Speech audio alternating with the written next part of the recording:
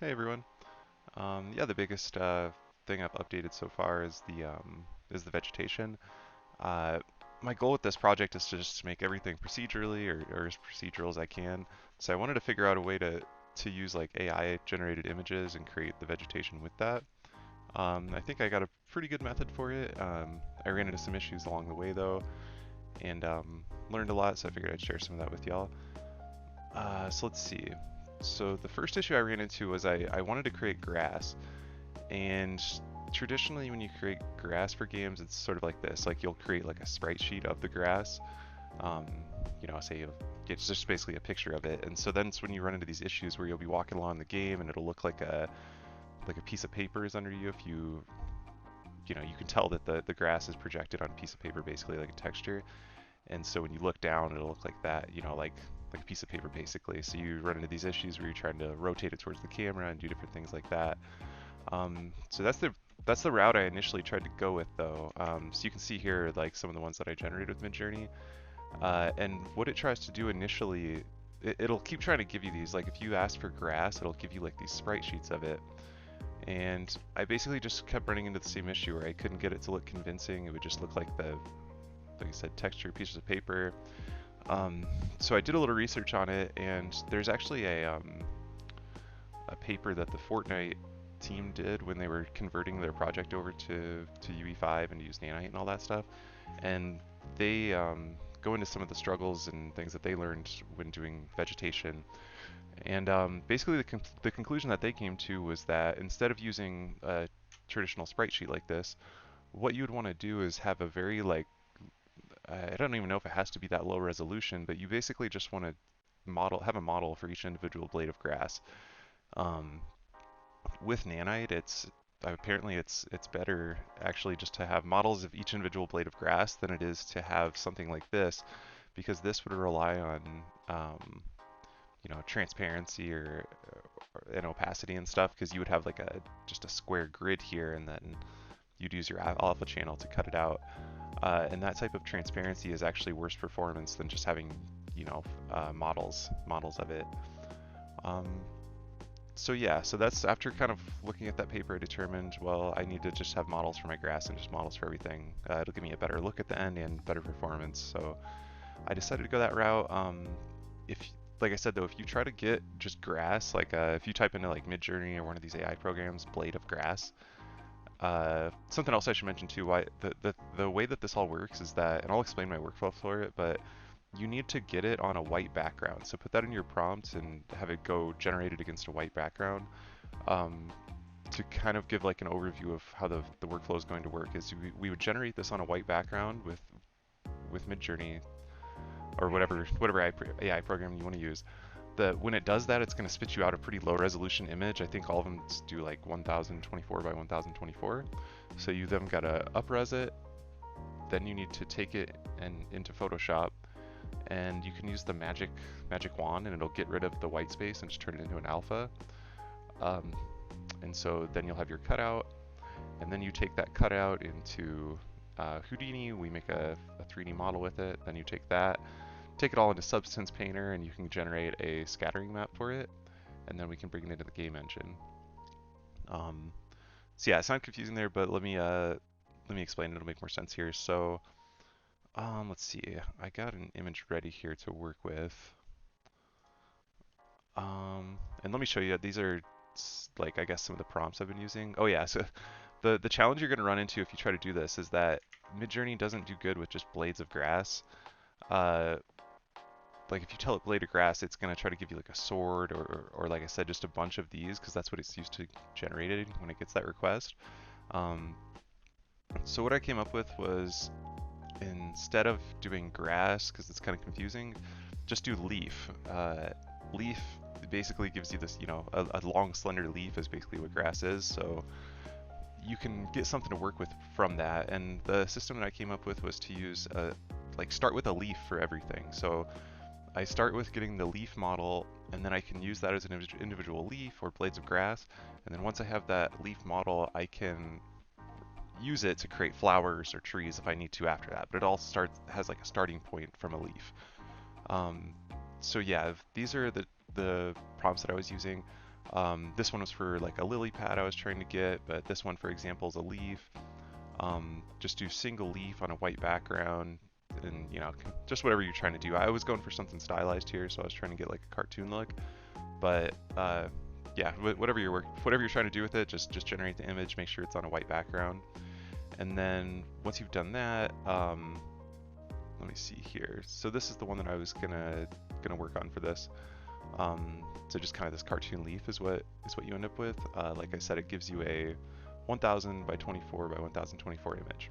So then what I would recommend doing after that is using Stable Diffusion to upres the image.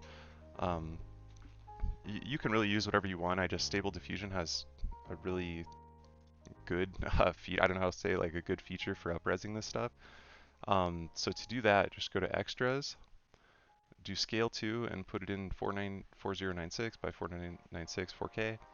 Set your upscaler to this one. It'll kind of blur out a little bit of the detail, but it does a really good job and gives you like crisp lines. Maybe that worked well for me because I'm using like kind of a cartoonish stylized leaf, so that, you know, if you're using something more realistic, maybe experiment with some other ones. But yeah, regardless, hit generate and it'll pop up here. You get this image, pretty much the same thing. Yeah, and it's 4K now, so then save it out and just replace your original image with that. And so once you have this, what you want to do is open it with Photoshop. Let me get this open. I should have that open already. Sorry about that.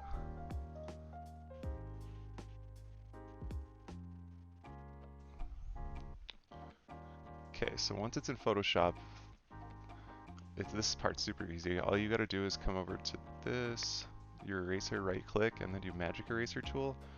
Just click the background and bam, we're left with just our leaf cut out. So yeah, save that out, and once you have that, then we're going to bring it into Houdini so that we can generate the model for it. Then once we have the model, we'll take it into Substance Painter just to generate like a scattering map. So let's see. So here's what I came up with in Houdini to do this. I experimented a lot, like just kind of ways to trace this or cut it out and how to resample it to get the mesh, and I think this is a pretty good method to do. So I'd start out with a trace node. What this does is you can put your texture in that we just generated, and it does just what it says. It creates a outline basically of that. And make sure you check the channel to use alpha too. It gives you too high of a definition, so just resample it and get a lower point count. I do clean, and then make sure you do a UV project. You need the UVs on it at this point before it goes like any further basically, because once the UVs are stamped onto it, then we can do what we want with the leaf. So for example, we could, I'm going to distort it a little bit with vellum, and then at the end of it, once you have all your leaves and the UVs projected on it, that's when you can start multiplying it and creating flowers or trees or whatever you want to, what else you want to do with it. Match size, just get it lined up in the center here. Let me see, I'm trying to think if there's anything else too important. Something else too that I do is keep, you can use these color gradients, the labs color gradients, and make it'll basically just create a gradient along the mesh. So you want to make the bottom of it black and then the top of it white, because that'll basically control the wind inside of Unreal Engine, so black won't be affected and the white part will wave in the wind. Let's see, so you remesh it, get a pretty dense mesh for this part. I give it a slight bend too, depending, you know, what you're going for, but this leaf in particular, I wanted to do a bend with it. And so yeah, then if you use a UV quick shade, you can see that your leaf should be projected on it. It's in 3D, it looks pretty well, looks pretty good. And then this part is something I'm doing just to give it like a little bit more definition. So you lay down a vellum cloth and then lay down a vellum brush after that. The vellum brush lets you do like a live simulation basically, and if you're not familiar with Houdini, vellum is basically responsible for like cloth and all the squishy stuff. So just do a vellum brush. This is default settings for the cloth and the brush. Expand it and then just kind of like move it, and you'll see how I can like sort of get these crinkles and stuff like that in it. There's actually, if you right click, you can get other stuff like do creases, you can drag it. But yeah, just play around with it. This part isn't totally procedural because I think some of this organic by hand type of stuff gives it some cool character. I think the real thing that you want to try to do is just come into the tips and then, you know, obviously get some creases in the middle, but come into the tips and just kind of move it a little bit. And that'll make it more convincing when, you know, that it's not just a piece of paper, that it's 3D. Use a vellum post process, just set the subdivisions, kind of give yourself a better mesh. This right here is going to be very high mesh though when it comes out, so 123,000 polygons. I try to reduce it at this point. Once you're done with your simulation and everything, reduce it down, and I try to do about 3,000, so around 3,000 polygons. I mean, to be honest with Nanite, it's not a huge, I don't think it matters really too much, but that seems like a good amount for me. So then do quick shade again, and you can see like we've got a distorted leaf, we've got our texture projected onto it that we generated, and so now just save it out as an FBX. So just to recap, at this point we've got our texture cutout, we've got our mesh, that's distorted and everything. The UVs should line up perfectly with the texture. And now what we want to do is take this into Substance Painter so that we can get a scattering mask on it. Let me just bounce over there because that'll make more sense. I don't know if you're not super familiar with Substance. So what we're doing here is I'm trying to do this pretty procedurally too. What you want to do first when you get this, so once you start up a new Substance project, import your mesh. Let me see if it'll show my settings here. So you can do this, import the mesh. I don't have it compute UVs or anything like that because we've already generated them. And then once it's in here, go to mode and then bake your mesh maps. That'll basically like bake out like the position and the curvature and stuff because we'll use those for some of our generation over here, like for procedurally generating the the scattering map. Come into your texture settings too. Where is it here? Somewhere in here. You can tell it what you want.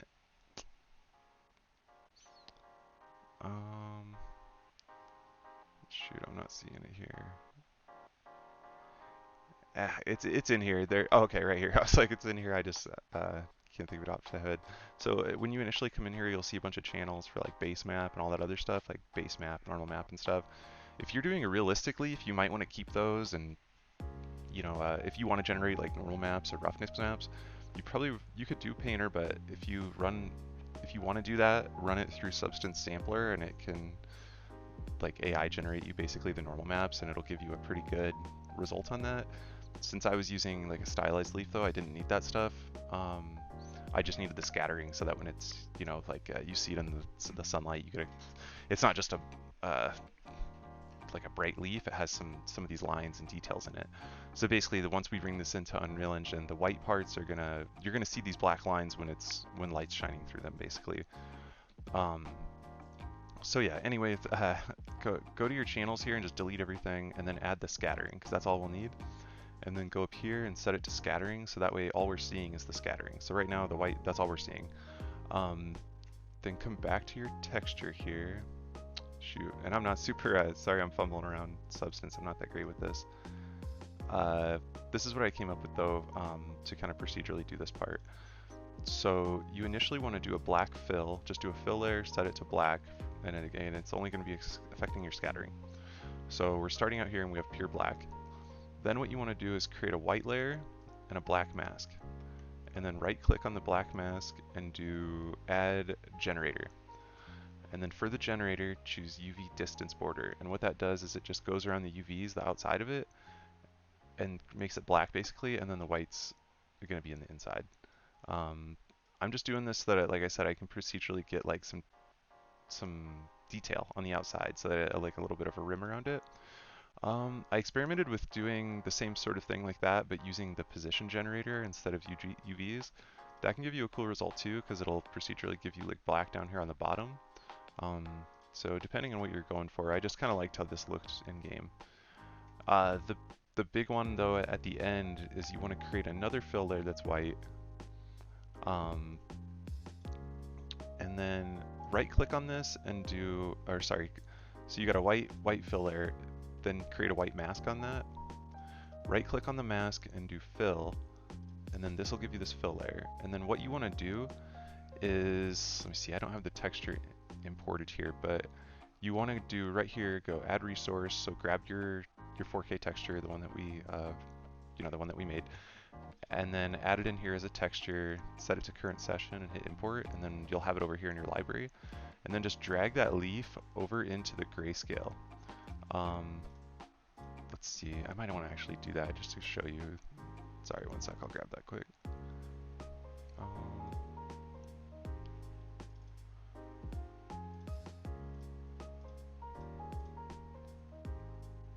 Yeah, that didn't take too long. So you want to pop that over here.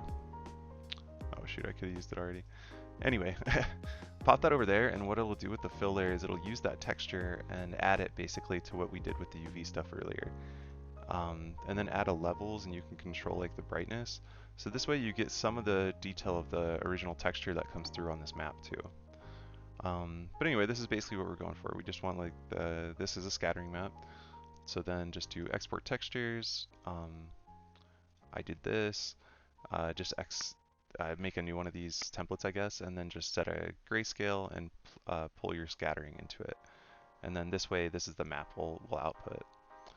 Um, so yeah, that's what we need. We've got our model, we've got our original texture. Now we've got a scattering map. So now let's bounce over to Unreal Engine and we can get this part set up.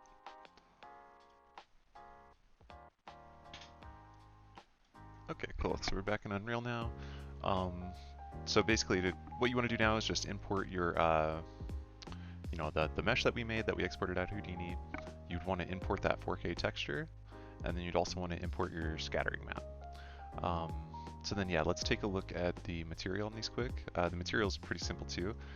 I basically just take that original texture, plug that into the base map, set a control for the specular level, and then this is for the wind setup. So you just add a simple grass node and then multiply it with the vertex color. So like I said earlier, it's just the parts that were black on that leaf aren't going to move, the white parts will. Plug that into the world position offset. And then for the scattering, you just want to take a color. So it can be any color. I go with like an orange for some of them or a green, just whatever color you want to like bleed through the leaf. And then multiply that color with your scattering map. Yeah, and then that's basically it. Just plug it into a subsurface color. For the leaf, I set it to surface, opaque, and then subsurface. Just wanted to mention that there is another option here for two-sided foliage. So it's possible if you want to, like, say, have the back side of your leaf be blue and the front side be green or whatever, you could do that. I didn't need to for my system, but just wanted to mention that that's possible. But yeah, basically just apply that to your leaf, and then this is what you'll get. I mean, it's pretty sweet. Like it's once you get it down and you get that set up, you can go through like get leaves and vegetation set up really quickly. And then here's an example of what I did with the flower. Like I said, that's a leaf that's just scattered around the plant. Same with the tree here too. Let me show you those quick actually too. So here's the setup for the flower. So like I said, once you have the leaf ready, you can do whatever you want with it. It's already got the UVs that'll project against it. So, you know, if you put a quick shade here, it should look like this. You just got the leaf.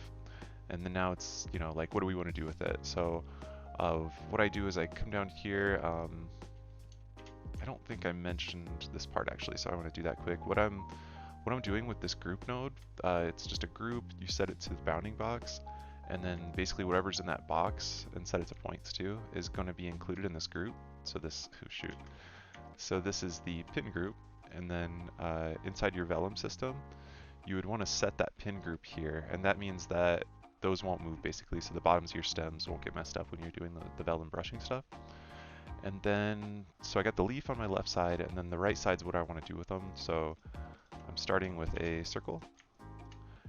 Just do a scatter here to scatter a few points in there. This is just copy this. If it's basically just making it so that the normals point outwards, so that your leaves, you know, your flower, I guess, like folds out from the middle. Give it a bit of random p scale to adjust the size on that, and then do copy to points. And let me turn this off here. Shoot. So then you can see our flowers get copied around. Same thing as before. I should be able to. Oh, and then I used a copy. So let me show you actually what I did here. So this is the copy to points. So I got that. Then use like a regular copy and transform node and just make a few other layers of it. So same thing. If you plug the UVs in here, you should see those. So yeah, it's just an example. Like once you get that leaf made, you can kind of do whatever you want with it. Same thing with the tree. I just used the labs tree generator basically to get a trunk, and then I import those leaves, and then just use it as the leaf here, and it'll scatter it around. The tree generator is a really cool tool from labs too. I'll put like a link for tutorials on how to use that down on the bottom. Yeah, that's pretty much it though. Like I said, once you get it going, it seems like a lot of steps, but then once you get it going, you can just plug different leaves in and pictures and generate them super quickly. Yeah, it's really cool. But yeah, hopefully that helps. Yeah, just let me know if you have any questions on it.